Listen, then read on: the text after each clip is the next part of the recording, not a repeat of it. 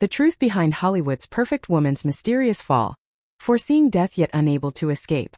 In a case that shocked the world, renowned Hollywood therapist Amy Harwick was brutally murdered in her own home by her ex-boyfriend Gareth Pursehouse on February 15, 2020.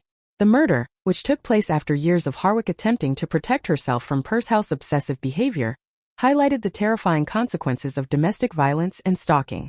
Amy Harwick, a 38-year-old therapist and author, had just returned home after a night out with friends when she faced the ultimate nightmare. Gareth Pursehouse, her ex-boyfriend from a decade prior, was waiting for her inside her Hollywood Hills home. According to investigators, Pursehouse, who had been harboring an unhealthy obsession with Harwick, attacked her in her bedroom, strangling her. In a desperate attempt to silence her roommate's cries for help, he threw Harwick over the third-floor balcony, where she fell 20 feet to the patio below. The police arrived shortly after the attack and found Harwick clinging to life.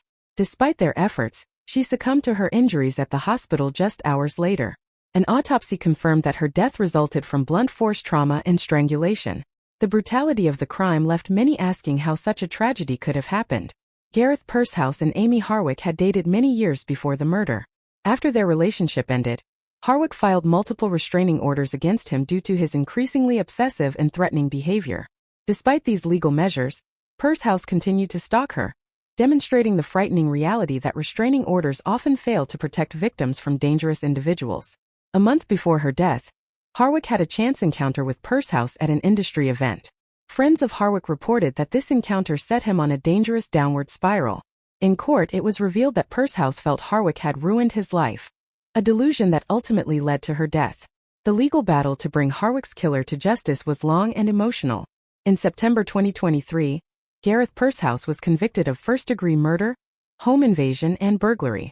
The conviction was a relief for Harwick's loved ones, but it could not erase the pain of losing her so violently.